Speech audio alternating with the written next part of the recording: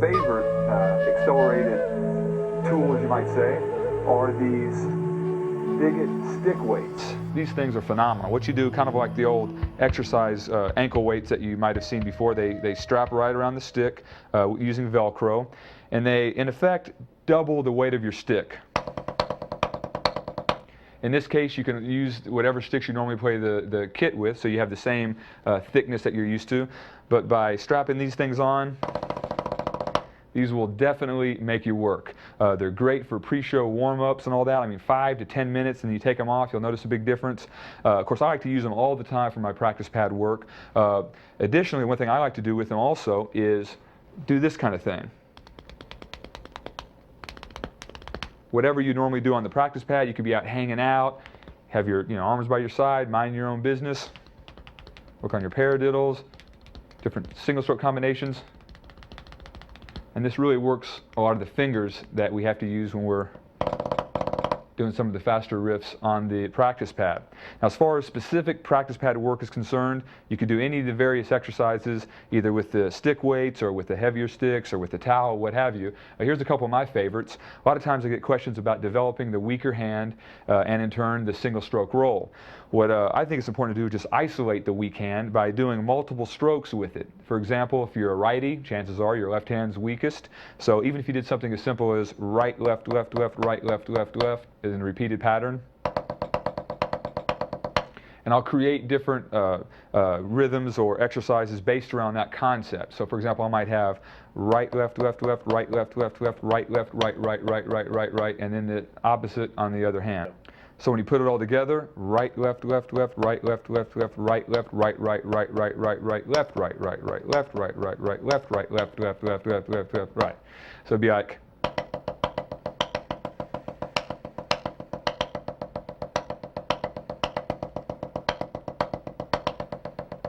when you're first working on this, believe me, you may experience a lack of control. You may try to just get 3 and then you get 4 instead, and all other kinds of embarrassing things. But this is how you develop the control. You'll notice you're using a lot of fingers to get some of the notes cranked out of there, especially at the faster tempos.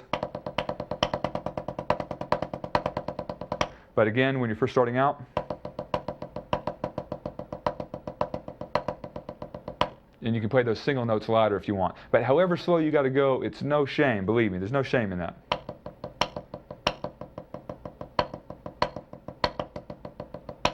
All right. Now, one of my favorite overall exercises for developing the single stroke roll is an old single-handed triplet exercise that I used to do. I remember I spent one summer with an old drummer buddy of mine named Mark Hodge. We spent the entire summer doing these things for hours at a time every day. It's an accented triplet, essentially just single-handed,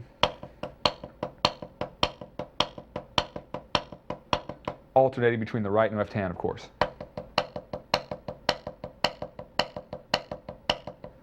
Now it sounds and looks very easy, but what we would do is we'd start off with a metronome at a relatively slow speed. So at that point we'd maybe do 16 per hand.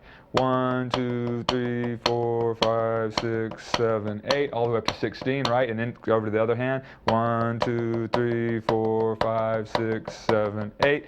And then maybe we start increasing the speed, and as soon as you got to the point to where typically the left hand couldn't keep up, then you drop down to maybe either 12 or perhaps 8 repetitions per hand. 1, 2, 3, 4, 5, 6, 7, 8. 1, 2, 3, 4, so forth and so on. Keep on increasing the speed. Eventually the left hand gives out, so now you got to go to 4 per hand. 1, 2, 3, 4, 1, 2, 3, 4, 1, 2, 3, 4. And then what I would do basically with these is, you're getting the one main note with the accent, and then it's almost like you're relying a lot on the motion of the stick and the control of the fingers to crank out the other 2 notes. So we'd spend some time at the higher speeds doing 4 per hand, and then eventually you kind of reverse the process. You start slowing the metronome down, and then you start as soon as you can go back to 8 and then back to 16s.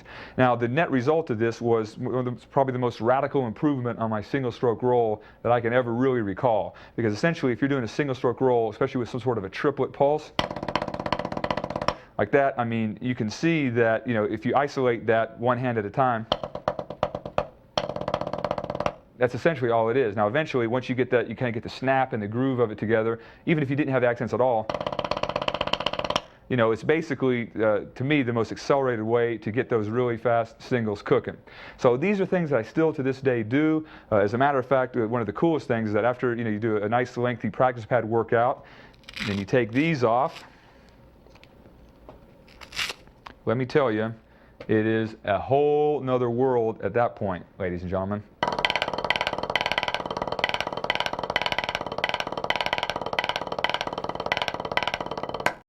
Now, finally, as we got to that last section, this was pretty much all of that really fast 30-second note feel type of groove there. And of course, you saw a lot of activity there on the China, and a lot of this left-hand stuff, and a lot of the cymbal work kind of kicking in. And of course, that's something that I like to do a lot of in my solos, particularly at climactic points in the solo. This whole thing of taking the accented snares and kicking them out on crashes, which of course would have a kick drum with them. Now, on step one for that, you want to be able to do the various accented patterns and rhythms, as I actually talked about in my first video, Metamorphosis, be able to do the accented pattern on the snare and then take the accented note and begin kicking it around on the cymbals like that. But of course, we have to be able to have our arms and shoulders, and there's a very physical aspect of all of that. So for that part of it, once again, the stick weights, the Diggits really come in handy for that. What I like to do is just simply air drum. You can either use, you know, play like butt ends on the sticks that you normally play with, or if you have heavier practice pad sticks, or with the stick weights now, again, you're doubling the weight of the stick. So what I'll do is just simply do some of these motions like this. And this is the kind of thing that will develop the overall, you know, physical endurance and power and speed to be able to do a lot of the snare cymbal work. So I just kind of replicate that motion going between the snare and the cymbals. It's kind of funky looking, depending on where you do it. But this is something that's really come in handy for getting a lot of that, you know, snare to cymbal speed. Want to make sure that you warm the shoulders up a little bit. Sometimes if you just, you know, grab your sticks and just do kind of like the circular motion with your arms like that before you start, you know, wailing around. Start slow, and you just want to kind of just get an exaggerated motion. Of course, my cymbals are up pretty high as it is, but just by spending some time doing this right here, you know, increase the speed. Always try to go back to roughly where your snare would be. You can do this anytime, anywhere. You don't obviously have to be sitting behind your drums to do it, because you just want to get the motion happening. And before long, you start feeling that old familiar burn in the shoulders and the traps and the arms, and that's what you want, because this is a very, you know, physical type of exercise here. So that's, I'll leave you with that one for now, and I would say, you know, get the heavier sticks and try to integrate some of that kind of stuff into your playing.